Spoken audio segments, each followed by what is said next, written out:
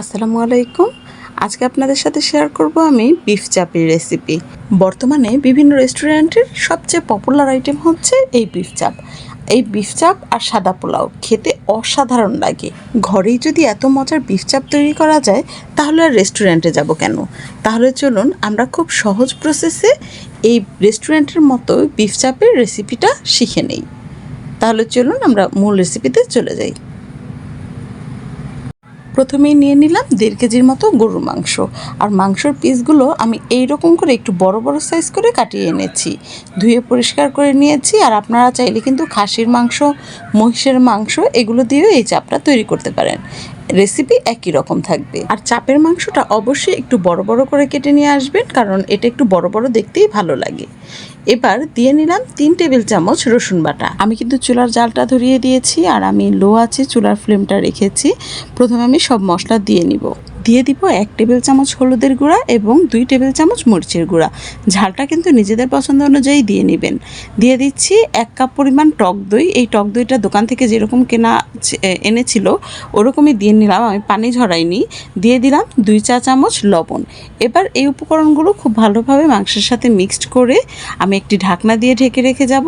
আমি 2-3 মিনিট পর এসে নেড়েচেড়ে দিয়ে যাব। আর যখন পানিটা একেবারেই শুকিয়ে যাবে, মাংসটা কষানো হয়ে যাবে, তখন আমরা ঢাকনা তুলে নিচ্ছি। এই যে দেখুন, তেলটা উপরে চলে আসছে। এবার আমি এখানে দিয়ে দিচ্ছি গরম পানি পরিমাণ মতো। পানিটা অবশ্যই গরম দিতে চেষ্টা করবেন আর একটু বেশি পরিমাণ পানি দিতে চেষ্টা করবেন, কারণ চাপের পিসগুলো যেহেতু একটু বড় বড়, এগুলো সেদ্ধ হতে একটু বেশি সময় লাগবে। আবারও ঢাকনা দিয়ে ঢেকে রেখে আমি এ ফাঁকে কিছু কাজ সেরে নিব। ওদিকে মাংসটা সেদ্ধ হচ্ছে আর এদিকে আমি কিছু কাজ সেরে নিচ্ছি।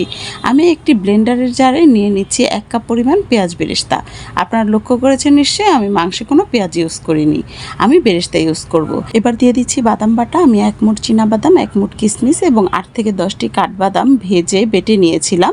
আর চাইলে এগুলো কিন্তু আস্তও দিয়ে নিতে পারেন, আমার কাছে বাটা ছিল আগে থেকে, তাই আমি এভাবে দিয়ে নিলাম। আপনারা এই পর্যায়ে আস্তটাও দিয়ে নিতে পারেন, ব্লেন্ড তো হয়ে যাবে। দিয়ে দিচ্ছি 3 টেবিল চামচের মতো গুঁড়ো দুধ, 1 টেবিল চামচ চিনি, এটা কিন্তু টেস্টিং সল্টের কাজ করবে। আরও দিয়ে দিচ্ছি 1/3 চা চামচ টেস্টিং সল্ট। বিভিন্ন রেস্টুরেন্ট বা হোটেলে এই টেস্টিং সল্টটা কিন্তু মাস্ট ইউজ করে থাকে, এটা ইউজ না করলে পারফেক্ট টেস্টটা কিন্তু পাওয়া যাবে না। দিয়ে দিচ্ছি গরম মশলা গুঁড়া। এখানে জায়ফল, জয়ত্রী, পোস্তর দানা, দারচিনি, এলাচি সব পরিমাণ মতো আছে। আপনারা চাইলে রেডিমেড মিক্স মশলাও ইউজ করতে পারেন।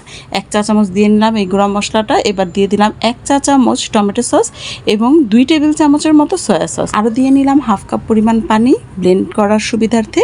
এবার এগুলো ব্লেন্ড করে নিয়ে এসেছি, খুব ভালোভাবে আমি ব্লেন্ড করেছি। এদিকে আমাদের মাংসটা কিন্তু সেদ্ধ হয়ে গিয়েছে। আমি কিন্তু অফ স্ক্রিনে চেক করে দেখেছিলাম, আপনারা দেখে নেবেন। যদি চেক করে দেখেন সেদ্ধ হয়নি, তাহলে কিন্তু আরও গরম পানি অ্যাড করে নেবেন। মাংসের পিসগুলো তো যেহেতু বড়, এগুলো সেদ্ধ হতে একটু সময় বেশি লাগবে, এটাই স্বাভাবিক। তো আমি এখানে দিয়ে নিচ্ছি সেই পেস্টটা, যে পেস্টটা আমরা করে রেখেছিলাম বাদাম, দুধ এবং পেঁয়াজ বেরেস্তার। আর এই পেস্টটা কিন্তু একটা জাদুকরি পেস্ট, মানে এই মশলাটা একটা জাদুকরি মশলা।